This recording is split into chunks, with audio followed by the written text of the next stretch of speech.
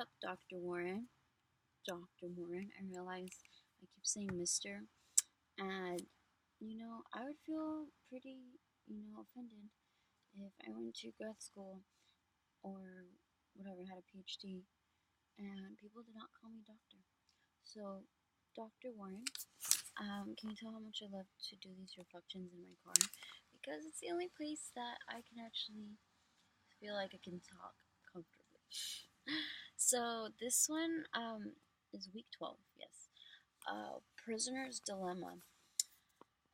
Damn, do I have to tell you about this one? So I'm kind of like mad at myself because I was the group leader for our group and I kind of like sabotaged us. And I should have known not to be competitive. But we had Emily in the group, and Emily tends to come off pretty competitive. Why not just both choose blue to just raise each other up? Like why try to gain more when you can just like not take the chance really with choosing red um and win, both of you win. Like why go to the point where like no one wins, right? So everyone chooses red when you could have just done blue from the beginning and everyone would have won. So yes, that's kind of like my dilemma because I kind of didn't really like play cooperatively. I kind of went along with what the team members were saying. And at first it went okay. Like, so here's where we messed up. I messed up. We played competitively at first, and that benefited us because we were ahead.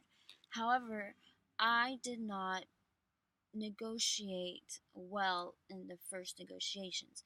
I should have just said, okay, you know what? I'm gonna be cooperative. Like, let's just put this behind us. Let's both of us bring ourselves up. No, the first negotiation, I didn't I didn't know. I didn't even accept a negotiation. I just was sitting there and I was saying well, I don't know, we'll see. That's dumb. I should have just been like, yes, we'll negotiate, we'll be cooperative, and we both can win. So when the second negotiation came around, we were just pretty much screwed because we already had given them um the the we had already given them no possible really reason to trust us, so that kind of just made us both go down at that point because they knew we weren't going to cooperate. And we did try to cooperate once, but then it didn't get reciprocated, so then we were like, oh well, guess we're just gonna go down. So the result was a poor team performance. Yeah, which is why it was really disappointing because had it just been me, or had I just not been, persuaded into being the competitive nature, I would have totally gone cooperative. I'm a cooperative person. I don't know. That's kind of just how I see it. So I'm upset for that. Pretty much, personality personality is one factor that shows whether people are more competitive or not. Again, Emily has a very strong, kind of go-getter personality. And I would say I am too, but I'm more on the cooperativeness of it all.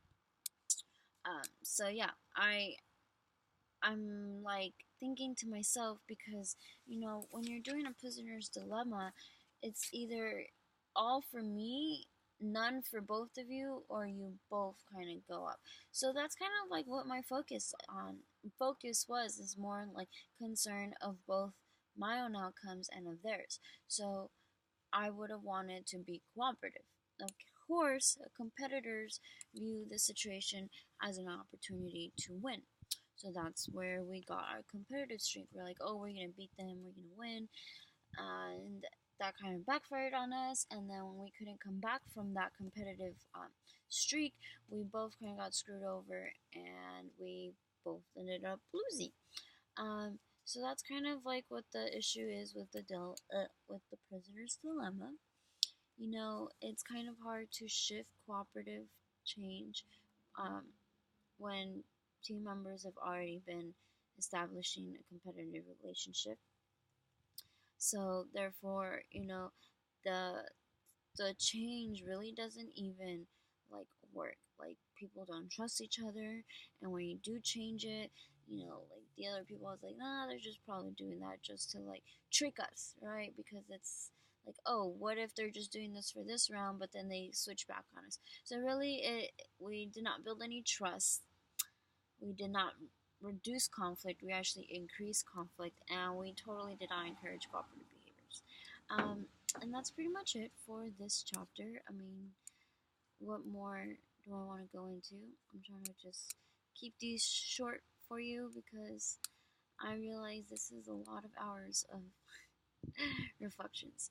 So yeah, basically, you know, benefits of cooperation. Majority of the people, um, basically, the people are motivated, so they are more likely to work together. And then when this motivation is encouraged, team members, you know, actually help and learn from one another. They also like enjoy having a stronger sense of team spirit because everyone's like working together. um, you know, highly cooperative teams are more cohesive. So had it been just my team with Marilyn and Brenda, I totally feel like we would have been more cooperative, um, because you know, just our cohesion is more, um, there's more cohesion, so we're more likely to kind of have like that sense of cooperativeness. But then you mix this in with other people, and it just didn't work out. So yeah, that's basically it. You know, our team's ability to make decisions kind of came from just like talking it out, but not really taking the time to like vote. Like I think it was kind of more like, okay, we're gonna do this because of this, and everyone was just like, okay, yeah. Like no one really took the time to kind of like say, oh, but what about this or what about that? And for those who did, which was like, you know, Brenda and Emily, again, they were grad students. They had more like status per se. But yeah, that's pretty much it. Okay, now I'm gonna leave. Bye.